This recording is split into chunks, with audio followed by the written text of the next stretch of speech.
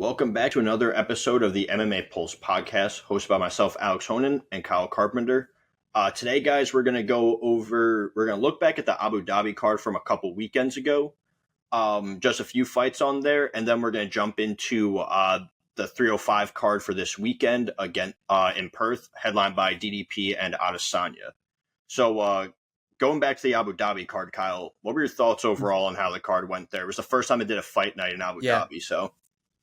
Yeah, I thought it was a good card. I enjoyed it. Prelims were, a little iffy. There were a few fights on there that were entertaining, but main card I enjoyed.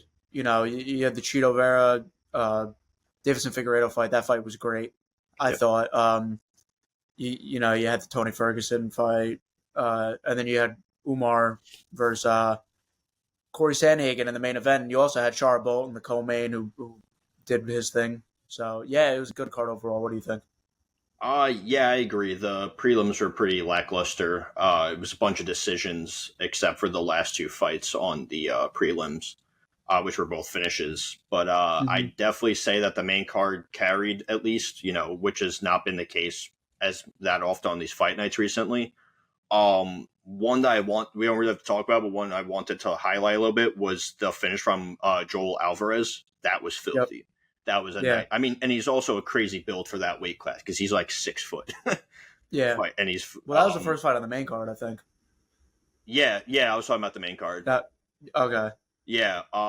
Then Mackenzie Dern did her thing, which was, she brought the fight to Loopy, which, I think that's what we expected out of that fight. I think that's what we expected, kind of just a brawl.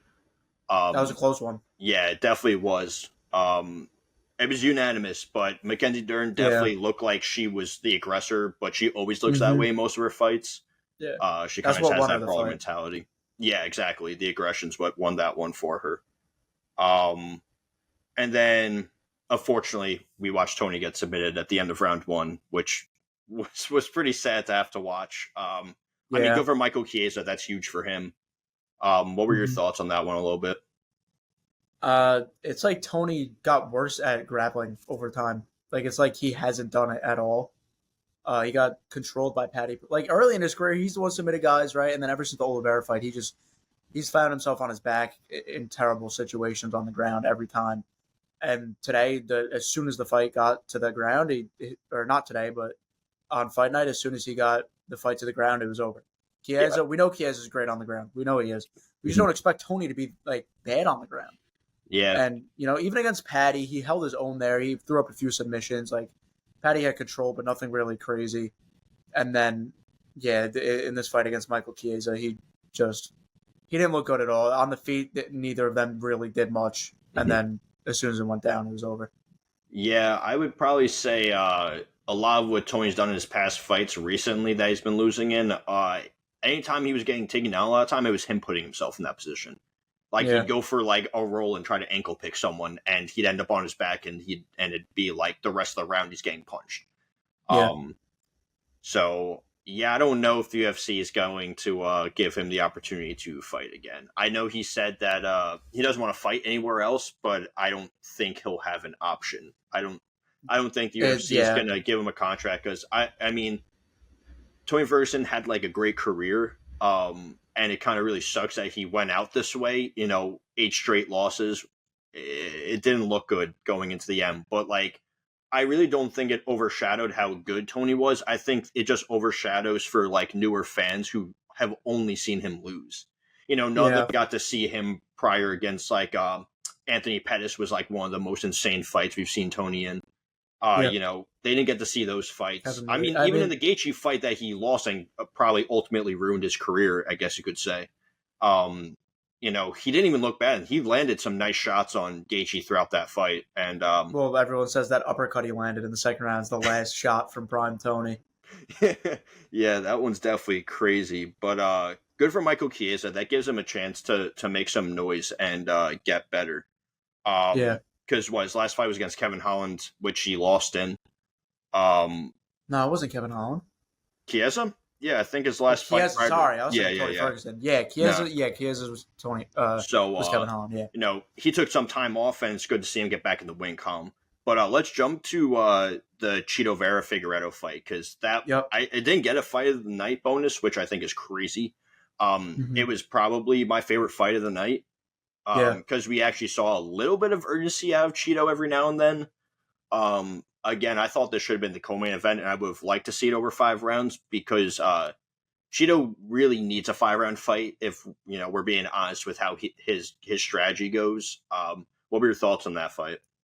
I thought it was fun tonight as well. I thought it was 1-1 going to the third. If Figueiredo didn't get that knockdown, I think Cheeto would have won the fight because he was landing more strikes. He was more aggressive. He was the one backing up Figueiredo. Like you said, there was urgency out of Cheeto. We saw it off rip. The only problem I had with it is from time to time, he just put himself in a bad position. And that's what happened in the third round. He got dropped. But honestly, other than the knockdown, Davison didn't really do much. I thought Cheeto landed way more, significant strikes in the third round, at least. And he, the judges just really took that knockdown. I wouldn't have, argued if it went to Cheeto, but I think because of the knockdown, you have to give it to Figueiredo. Yeah. Yeah, What about I you? agree with that. I think Chios needed to make the fight dirtier. Like, I think he had to go and take the chances, and I think he was respecting the power that was coming from the other fighter there. I think. And sometimes I think. and with his urgency, he can't. With the way he fights, you can't afford to waste that much time. Yeah. Well, I think the problem is you can't really make a fight dirty against Davison Figueiredo unless you're very high level in the clinch and grappling. Like Brandon Moreno has really been the only one to be able to do it. Like no one else has been able to do it. Yeah, that's true. That's true. But yeah, I really enjoyed that fight. Honestly, I kind of want to see Figueredo and Umar for kind of like that number one contender shot, because like Figueredo's beaten more ranked opponents in that division than Umar has, and then Umar, I understand he beat Corey in this fight. We kind of jump into that, I guess, now too. Um, but like I wasn't impressed with what I saw out of Umar. Like I was more so disappointed in what I saw from Corey, which Yeah. I think more so had to do with I'm not saying it's an excuse, but like Corey did have to wait a whole year. He had injuries, which it's always hard basically being in a camp, then the fight getting canceled, then getting injured, like probably also training for another camp, and then going into surgery and all that. Yeah. But Corey's performance was not a Corey performance. But what were you gonna say? Well, I was a little disappointed in his output because I thought he respected Umar a lot. But if I'm him, I'm gaining confidence throughout that fight. He got up every time he got taken down. Yep. If by the time I get to that third, fourth round, I'm letting it go a little bit more. It was definitely a little lackluster from his offensive standpoint. Besides, a few jabs and kicks because he didn't really put together combinations. Yeah. That being said, I had a 2-2 going into the fifth round. I thought Corey won the first 2 rounds. I'm just of the mindset, and listen, I've never wrestled before. I don't, train MMA or, fight MMA really, but I don't give people points for scoring a takedown and not doing anything for it. Because for me, that's almost equivalent of being the person of backing someone up against the fence Yep. and then just like standing in front of each other. If you're not going to get put up submissions or, have significant control time, it really doesn't mean much to me. Obviously, if you're winning that moment when you get the takedown, but if someone gets up right afterwards, that moment's kind of washed away in my eyes. And then so the third and fourth round, I had Umar winning. Fifth round was close. I think Umar got it with the takedown. But I don't think either of them would have earned a title shot after that. Maybe if Corey would have won because of his wins he had prior to that. Yeah.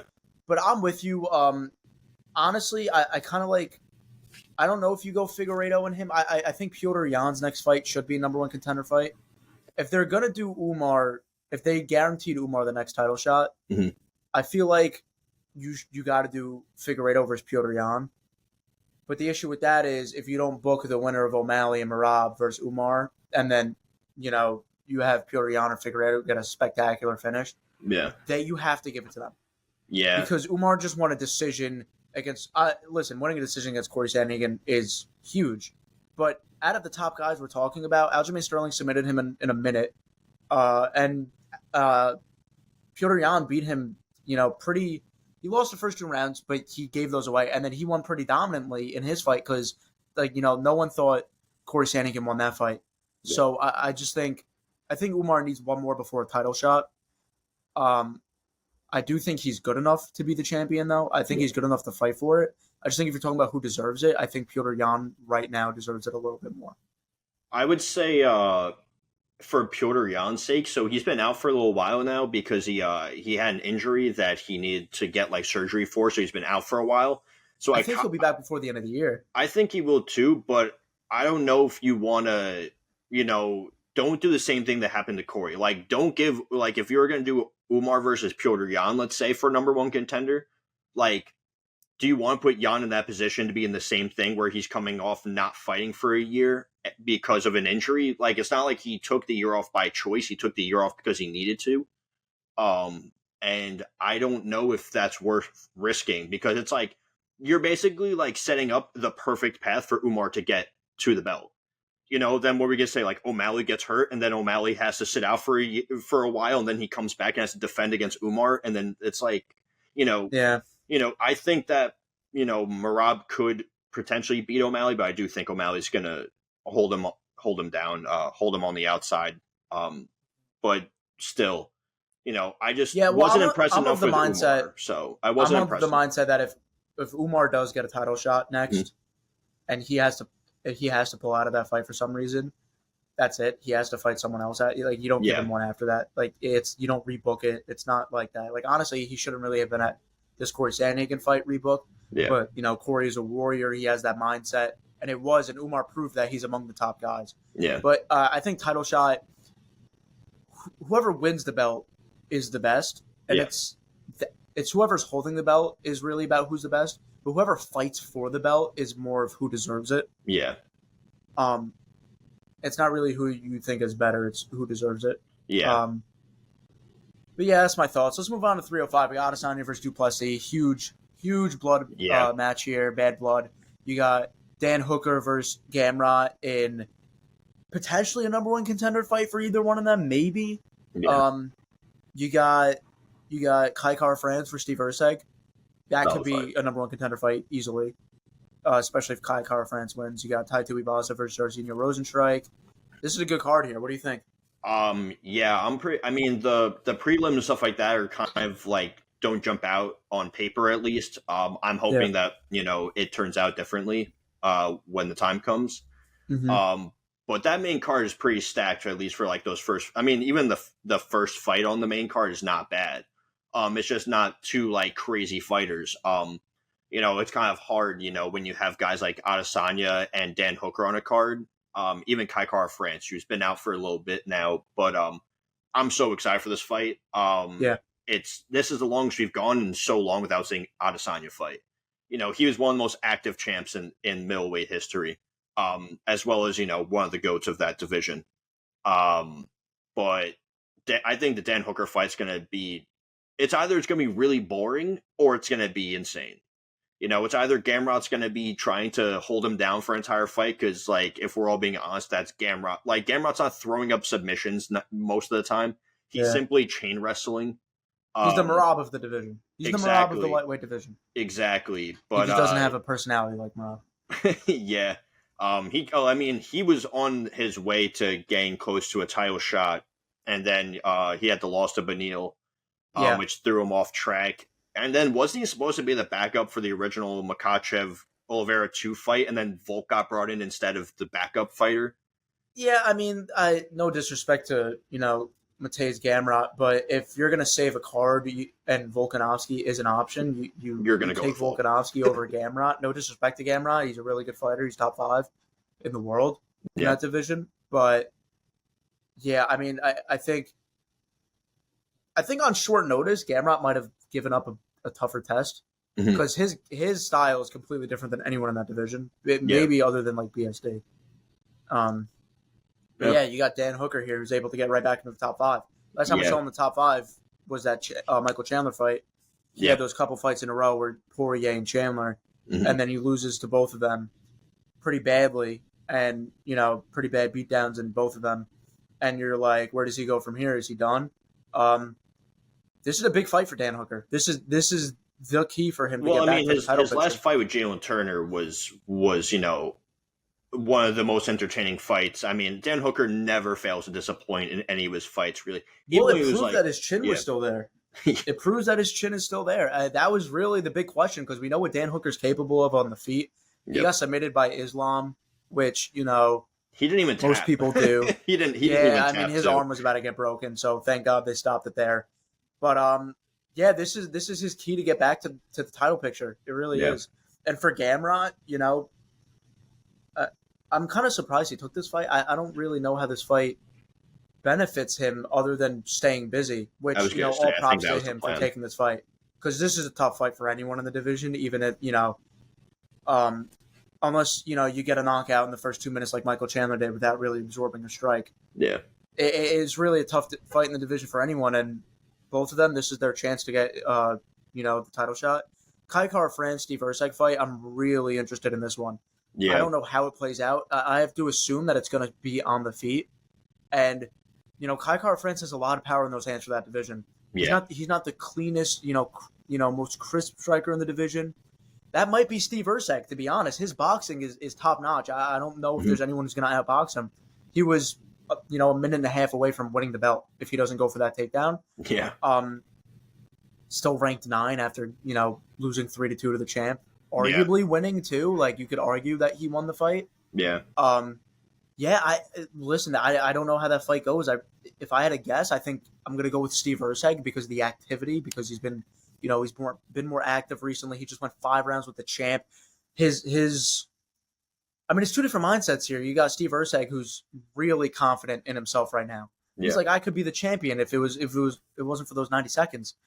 And then you got Kai Kara-France who's pissed off right now because he got robbed against Amir Albazi in his last fight. Let's say it how it is, right? Me and you were saying this. He got robbed. Yeah, it was a terrible judges. Yeah. What do you think is going to happen in that fight? Because I could see it going either way. I'm gonna give it to Steve Erceg because of the activity. Yeah, I think it's going to be, a stand and bang fight. I don't see why either of these guys are going to. I mean, Steve Erceg can grapple. He can submit. But I think this is going to be like a display of striking in that division. Because you have 2 guys who have power in their hands in that division, and that division's not filled with guys who have that crazy power. And especially how small Kai Kara-France is. I want to see him fight for the belt, so I'm rooting for Kai Kara-France. But Steve Erceg's activity may win him this fight. It is a 3-round fight, so Kai Kara-France has a little less pressure coming back into. He didn't have to prep for a 5-round fight. So we may see like a lot of out. I feel like we may see a slower round 1. And then round 2 and 3, we're going to see it pick up. I feel like they'll start doing that. It's hard to say a slow round 1 when you got 2 flyweights fighting. I feel like you're going to try and get the reads and stuff like that. I know for sure. Because, as from both sides, it's like you don't want to make a mistake against one of these guys. Yeah. I think what it is for these guys is they strategically, if you watch their fights, they strategically move throughout the first round. Yeah. And if they end up catching the other guy, that's when they go. Yeah. But they're not going to put themselves into harm's way, really. Exactly. I could see some grappling exchanges, but I don't see anyone getting held down. I think they're both, about the same level of grapplers. Like you said, Kai Kara-France is small. The amount of power he has in his hands for being that size is something else. It's like 5'5". I mean, it's flyweight, but I mean, Steve Erceg is huge for that. That might play a factor too because he's tall.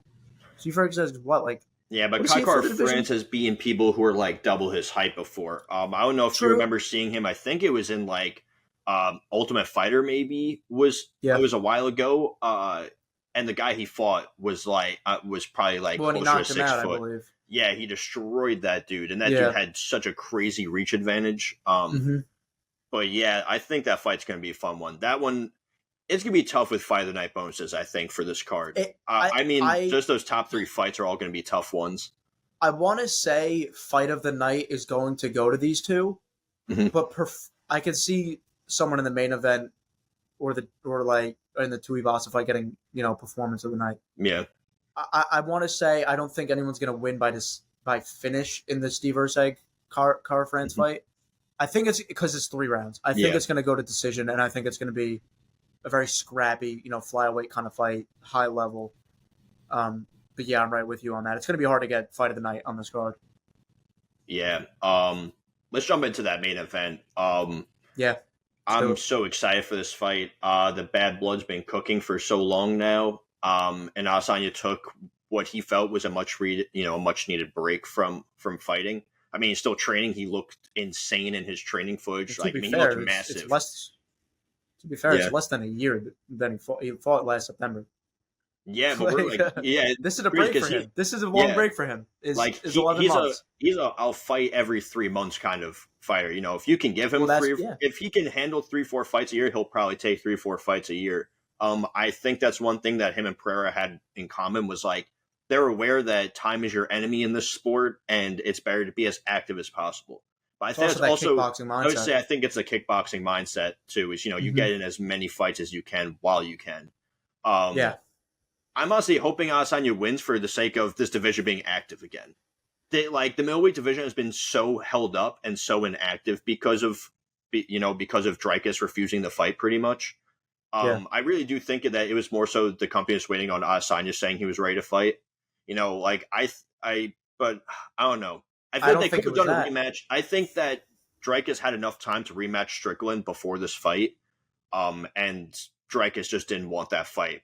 Probably being how close it was, I'm sure he would have thought, Strickland could have found those holes, which, again, I don't think Dricus won that belt. I think Strickland should still have the belt around his waist right now.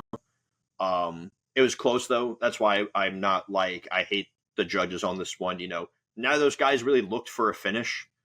But that's also what you expect from Sean Strickland. Dricus has been, I feel like, a little bit more of the wrecking ball in that division of getting finishes out of his weird, awkward style. Well, he's like what Whitaker was before Whitaker lost Adesanya. I'm going to blitz you and I'm going to knock you out. Whitaker is way cleaner of a striker. He is. he puts them together a little bit better. I don't think for the fight to be happening now, I don't think Duplessis would have been able to rematch Strickland. Because they fought in January and Duplessis was beat up bad. Yeah. If they wanted to fight they would have had to fight end of May, and I just don't see that. I didn't see that happening. Not for a first title defense in a razor-thin first fight against him. Izzy said he was ready to go for UFC 300. Duplessis was not. That was 2 months afterwards. I don't blame him for that. 2 months after winning the belt. Yeah. Take your time there. Although I do have a little bit to say. I think Duplessis should have fought Adesanya last August. Yeah. Or last September, excuse me. Yeah.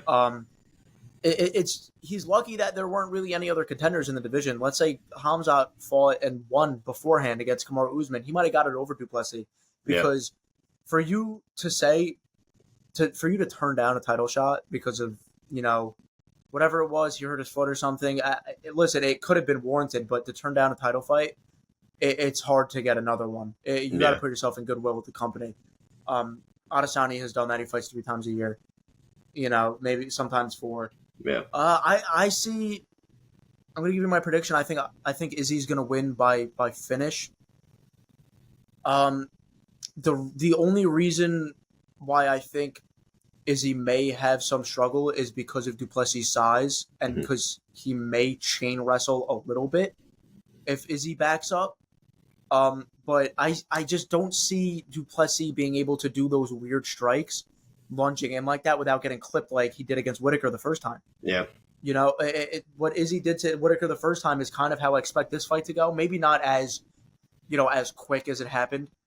I think Duplessis will take some more time in getting reads. Yeah. But I think for him to win this fight, he really needs to mix in the grappling because he's not as defensively sound as Strickland is. Yeah. Yeah, well, that's the thing is that Strickland's style, the way he stands is what makes it hard to hit him. Whereas Dricus rushes in at you. He's that's why I say he's a wrecking ball. He just kind of runs in and throws some crazy punches. He is. I think that I agree that he has good wrestling and grappling. But Adesanya has fought Yoel Romero, Marvin Vettori twice. It didn't really fight Yoel Romero, though. They kind of just stood there. Yeah, but still, if Romero wanted to take him down, he could have taken him down. He was an Olympic Probably. wrestler out of Cuba. Like Romero's Yeah. one of the strongest guys you'll ever have in that division, maybe in the Hmm. sport.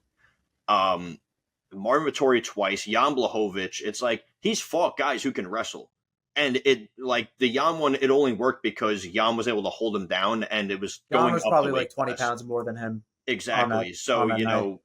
I don't think Dreykus is going to have that same advantage. Adesanya's taller. He's got the reach. Yeah. And I mean, Adesanya's training footage, he looked massive. And I just think that he's going to be a lot stronger than Dreykus is going to think he's going to be. Yeah. I hope that everyone being so confident in Dreykus' ability to grapple and that's his key. I hope Dreykus isn't as confident as those people are. Because if you go into this fight that way, what happens when you can't get him down? Where you're going to stand there and fight with the hands with Adesanya? There's really not many people who can do that. This guy knocked out Alex Pereira, who's now the light heavyweight champ. That means he has some crazy power in those hands. And he looks stronger and bigger than he did in that fight right now. Yeah, he does. So I think we're going to see a crazy strong Izzy, and he's going to shut everyone up. I think that's what's going to happen. Also, the fight shorts are sick. The fight shorts are really dope. For both I of will them. say, Duplessis has some really cool ones. Yeah. I like those South African ones for sure. Yeah. All right, let me give you guys some bets I'm thinking. Let's put this together. Tai Tuivasa knockout. I'm going to take... I'm going to go Steve Erceg money line, and I'm going to go Adesanya money line. Izzy's minus 130, so it's really, even money there. Steve Erceg, I believe, is either a very short favorite or a short underdog. It's a very close to even line there as well. And Tuivasa by knockout, I think, he's the underdog in this fight against Rosenstrike because of the last couple performances. But I think he's going to get it done. I think this is a good matchup for him, and yeah, that's what I'm taking. So yeah, you guys do what you want with that. Also, you want to talk about 307? Oh yeah, 307 was pretty much completely announced for the most part. Stacked, absolutely stacked. Yeah, I don't mind talking about that one. We'll just go over it real quick. We don't really go into depth of this. Just the fights overall are, they're great. You got Gan Volkov too. You got Chimaev Whitaker rebooked. You got Topuria versus Max Holloway main event. Mm-hmm. What was the other? Ankalaev versus Rakic. Who's against Alexander Rakic? That card is huge. Yeah. Oh man. Yeah. So do you want to start with the main event of that? You meant 308, right? Is that 308? Yeah, Topuria and Holloway is 308. Did you say what's tomorrow? Tomorrow's 305 though, right? Yeah. 307 doesn't have any fights. There are two That's September the Salt cards? Lake City fight. 307 is yeah, okay. Yeah. Okay. All right, that so 308. All right, sorry, I didn't mean, Yeah, no. messed it up. Whatever. 308. Yeah, I'll talk about the main event in that one. Listen, you got Max Holloway coming off the knockout against Justin Gaethje with 1 second left in that BMF title fight, UFC 300. Maybe the most iconic knockout ever in UFC. Yeah. It's a little bit of recency bias, but for newer fans, if you ask them, they're pointing to that one. You got Topuria coming off of his knockout win over Alexander Volkanovski. Hate to say that, but he did it. Yep. Yeah, I listen. I think it really just depends on who's able to impose their ground. I think if Max is along the fence, it's going to be hard to avoid a shot from Topuria. Mm-hmm. But if it's an open space, I don't see Topuria closing the distance. Yeah, Max has shown that his movement's been phenomenal in his last few fights. Yeah. I agree with you there. I think skill set wise, it's a coin flip match, but I think the size for Holloway might be what does it for me and who I'm picking. Mm-hmm. And we'll do our official predictions as it gets closer, but I think the size for Holloway is what's going to make the difference for me. Yeah, I also think that it's the way he can put his combinations together is what it's that and the volume is, Volk puts on volume, but, this fight didn't go very far. And Volk also, that was round one. It's more of the feel it out round. Max Holloway really doesn't do that. Round one starts and he imposes his game plan, which is he's going to box you. And, until you try to force him anywhere else. But I just rewatched that fight with Justin Gaethje, and the way he was circling out and moving around, so Justin Gaethje couldn't push him against the fence. He couldn't do anything. And also to be able to put Justin Gaethje out like that is not easy. We see him get stunned all the time because that's just that's just how Gaethje fights. But we've never seen him get flatlined face down first. So I think Max has a little bit more momentum coming his way too. And he's comfortable fighting everywhere. I think that's going to be a hell of a fight. I'm so stoked for that one. Just to know that co-main for that one, that's a Ciryl Gane and Volkov fight. Oh, they moved that to the co-main? As of right now on the UFC website, that's what they have as a second fight. This card's not going to be the card's not complete. So there's a chance it changes. It's going to be Whittaker Chimaev. I think that's probably what will become it. Even though this when they announced it, that's what they said. Well, when they announced it on the bottom of it, it said that was not the card order.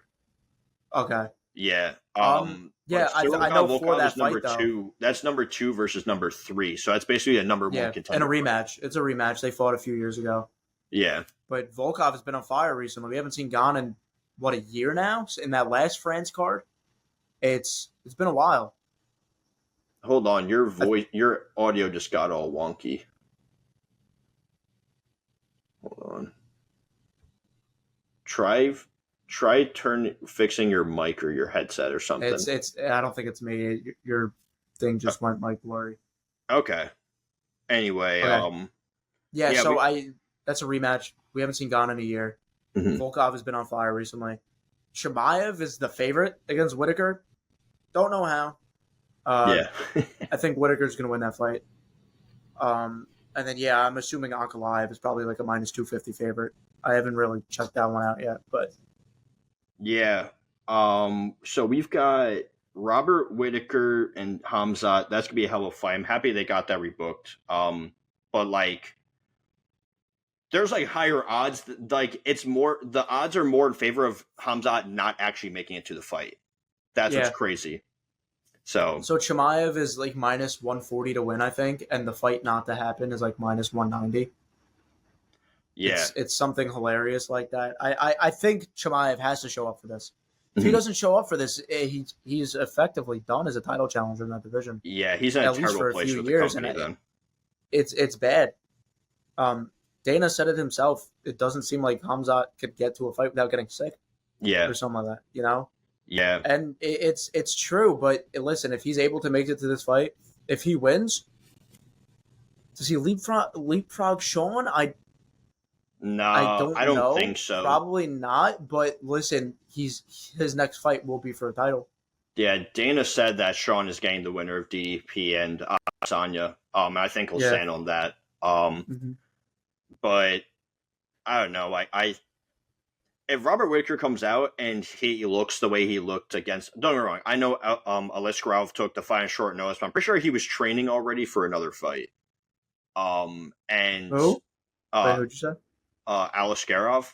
Oh, Aliskerov. Yeah. He was supposed to fight the week before. Exactly. So it's not like he didn't have a camp. He had a camp and had to fight Robert Whittaker. But both of them also had to cancel at the same time. And the fact that Khamzat hasn't fought in so long and he's just not, he's constantly sick. He's got all these health issues. I'm hoping that Chimaev was not better by fight night. Because Whittaker came out and said he fought basically with a root canal or something something. He had to get some crazy dental work done. Yeah, and he said he was in crazy pain. He almost pulled out of the fight and was nah, it's too close. It was a few days before the fight, so he went through with it. He gets punched once in his mouth. I don't know what happens. He didn't take any damage. So I hope Khamzat really was not able to fight on that night because the person he was supposed to fight could have easily pulled out as well. Yeah, I mean, I feel like Khamzat's getting still way too much privilege. This guy keeps pulling out of fights. Oh, he keeps getting sick. He's having issues. Send him to an actual doctor then. Send him to a doctor that's not wherever he is because clearly these people don't know what they're doing. This fight is... What's up? It's very similar to the Corey and Umar situation. Yeah. The only reason why I got rebooked is because Corey said, I want Umar, right? He was like, I want him. Whittaker came out and said that he asked the UFC for the Chimaev fight. Yeah. because he wasn't going to get the title fight over Strickland, and they weren't going to do the Strickland fight, Mhm. or Strickland wasn't going to do the fight. So, Yeah. Yeah, it seems like the only reason why this is really happening is because Whitaker asked for it. Yeah. But still, they could also always be like, hey, we're going to give you this guy who definitely is higher, is, up there in the rankings with you to fight because you guys are. But then again, it's like, who would that have been? Like a Jared Cannonier who's now being like booted down to fighting guys who are way lower in the rankings, which I think is the ultimate disrespect from the company. I don't know why they're Yeah. doing that on that card, I which is would like have, next week or in 2 weeks. I would have liked Chimaev versus Cannonier, Cannonier. Yep. and if you did Imava versus Whitaker instead, Yep. Yeah. either I Imava or think that. Brendan Allen, one of the two should be fighting up. Well, Brennan Allen's now booked at least for a fight. He's fighting Imavov. Yeah, so I mean, I think that's gonna be a good fight. I'm excited for that one too, Yeah. but we'll talk about that when that gets there. Ankalaev and Rakic, that's number 2 versus number 5. I kind of think this is like a punishment to Ankalaev for just like all the nonsense that dude's also always stirring around. And I think that some of these guys who are playing this game should learn from the Mokaev situation, which is like Dana just came out and said like yesterday after the Contender Series, he was like, I had nothing to do with Mokaev being cut. He was like, he pissed off the matchmakers and Hunter, basically all the guys that everyone loves, because these guys like do what they need to do to get these fights done. If you're making those guys angry and Dana's like, it wasn't even in, like, I didn't even have control over this, like, then you must have really been pissing people off, Yeah. And so it makes me think a little less that he was being dodged by everyone like he was claiming. Like, was he being dodged by lots of people, or was he also just, a lot of those guys like to run their mouth saying, oh, they're all dodging me, they're dodging me. It's like, are they though? Or are you just saying that to make yourself sound like you're a scarier threat? And Mokaev may have been that because, like we said when we talked about it last time, it was all that barking and then absolutely nothing afterwards. Yeah. But Ankalaev and Rakic, Yeah. Rakic, It's interesting. Rakic looks good. Rakic is huge. He is massive. He looked very good against Yuri. Even though he did lose, he was also probably about 2 clean punches away from knocking Yuri out in that fight. Yeah. And I think it would look great for Rakic to knock out Ankalaev or just beat him in general, because then all the hype of Ankalaev, which is undeserving, kind of gets a little bit more quiet. Well, where do you go if Rakic wins? I think you might have to go a Jamal Hill rematch with Pereira because you can't give it to Rakic. You lost to Yuri. Yeah. Maybe you can go Rakic because Yuri got a shot. Yeah. I don't know. I don't know. All I'm saying is if Ankalaev wants a title shot after this, he actually has to put up a good performance. He's got to do to Rakic what he did to Johnny Walker. He can't wrestle this guy for 3 rounds and get a decision. Yeah. Because we're talking about Alex. If you beat Alex Pereira by laying on top of him for 5 rounds, the crowd is going to hate it. Also, though, Ankalaev's not a wrestler. That's not going to happen because it's not in his game. Oh, he's actually a very good striker. Yeah. And I've said this in the past. Out of those, I don't want to put them into it. I don't want to categorize them, but the Dagestani fighters usually tend to wrestle. Yep. And he, for me, was very appealing, his fight style, because he was able to wrestle, but he would stand up and he was a better kickboxer than most. Yep. And, it's listen, if you have to resort to it, you do what you do. I don't blame him for doing that to Jan Blachowicz. He was able to exploit it. It got him the draw because he would have lost the fight if he didn't. Yeah. But if you go out there, if you keep saying, I'm standing and striking with Pereira, one of 2 things are going to happen. 1, you're not going to and you're going to wrestle him. Or 2, you're getting knocked out. Yeah, those are the only 2 outcomes. Yeah. So, yeah, I think Ankalaev has to put on a performance here. Yeah. Because they could easily come out and book Khalil Roundtree versus Jamal Hill again for #1 contendership. Yeah. Towards the end of this year. They're going to book a light heavyweight contender fight towards the end of this year, if I had to guess.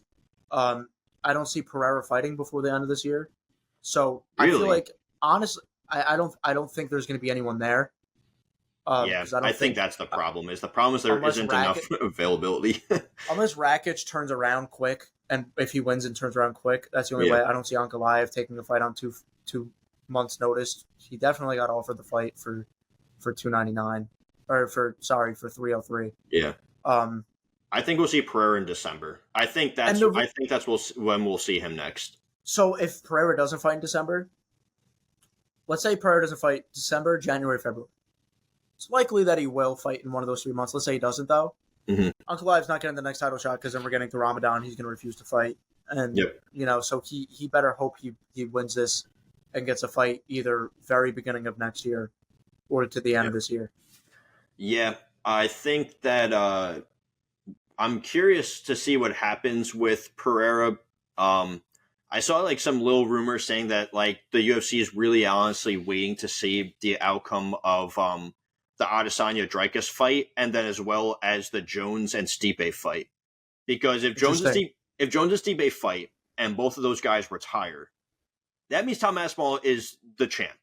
You're gonna get unfortunately, they're gonna have to do like a actual vacated title match, which sucks for Aspinall. Or would I feel like I think if John retires, yeah, because once John Jones fights for that belt, the interim belt pretty much no longer exists essentially. Well, it was similar because Whitaker had the interim when Bisping was champ, and then Bisping vacated. Yeah, and I believe Whitaker just got promoted to undisputed. I think before that fight against Yoel Romero, he was recognized as undisputed. Either way, it doesn't matter if it's the act like his title says undisputed or interim. Tom Aspinall's the champ at that point. Yeah, and I love that fight. I didn't see these things. That's really interesting. I see people floating stuff around all over Twitter and Instagram. Of you think Izzy would take? You think Izzy would move up? Or Dricus? I don't. That's the thing. Is like I don't think Izzy would do this immediately. That's the issue. Is like I don't think you'd see Izzy do that in December. Like I feel like that would have to be like a long-term plan. Well, I'm not even saying December. I'm just saying. I'm saying I feel like I don't think Adesanya would do it at 205. One, I think they both moved on from that rivalry. I think if they were to see each other in public, they would, shake hands, talk it out, whatever. Izzy said today that he's got no ill will towards Pereira. Yeah, 100%. And I know Pereira has no ill will towards Izzy. I think he picked him to win this fight. Yep. With that being said, I feel like if that fight were to happen, you have to favor Pereira heavily because I think the one thing going for Izzy again in that fight is one, they're both very good strikers, but Pereira is much bigger. The reason why it was as close as it was is because it was happening at Adesanya's weight class. Yeah. Right, the 185 really helped Adesanya. Yeah, but what if we saw in Adesanya, like let's say next summer? Because I think Izzy's gonna have to fight. If Izzy wins, like we predicted, he's gonna have to fight Strickland next. Then after that, then you have like probably Hamzat if he wins his fight. But honestly, you're not gonna see Hamzat again till next fall. You will not see him again until the next time they're in Abu Dhabi next year. So if he fights this year, we'll see him then against Whitaker, and then we will not see him return until that long term, which then leaves an opening for after Adesanya fights Strickland. If he beats Strickland, even if he loses Strickland, maybe for the hell of it, he goes up and he fights at 205.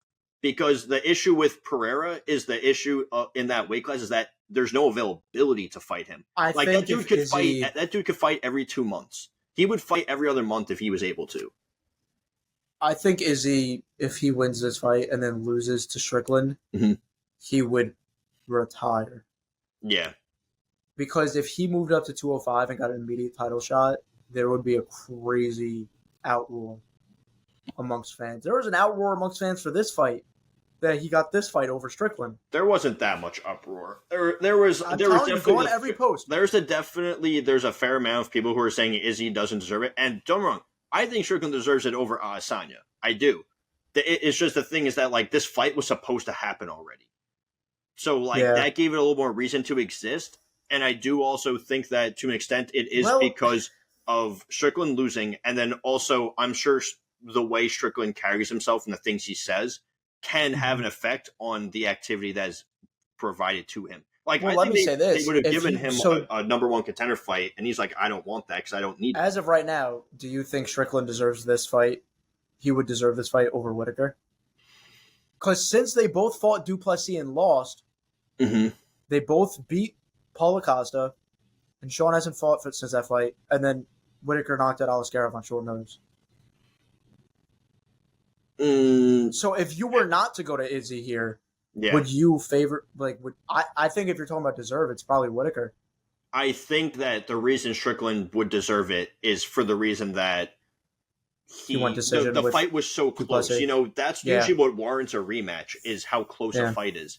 Like Izzy and Strickland didn't get booked for a rematch because Izzy lost almost every round of that fight. No, I think they didn't get booked for a rematch because Izzy didn't want it at the time. I think they because he probably lost would've. 5 rounds. I think if Izzy was like, let me get right back in there, they might have. I think the company would have done Izzy over Duplessis. That's just because he's pulled off a lot of favors for them over time. 100%. But I think that the middleweight and the light heavyweight is going to be in weird situations after their pretty much their next fights. Like the light heavyweight division continues, like the top guys keep getting hurt, which becomes the problem. Yeah. You have guys like Jamal Hill who keeps getting hurt, and that's the reason. Yeah, which is why it's been such a so unstable. And Pereira's brought that stability to at least the champ, because the last time someone I think has defended the belt this many times in that division was John Jones. It was John Jones and Daniel Cormier. Exactly. And honestly, and people say it's like ever since John Jones, it's just been plagued. Honestly, ever since Cormier, it's been plagued because Cormier was defending the belt. So Jones beat Cormier, got the belt, vacated again. Cormier gets the belt back, moves up to heavyweight, and wins. And then once he moved up to heavyweight, John got that belt back. Yep. And then John vacated it again. Yeah. So it's not really since John, it's since DC left the division. Yeah. Because John was the most inactive of all of them when he was there. Yeah. It's crazy how much privilege John Jones has really gotten within this company.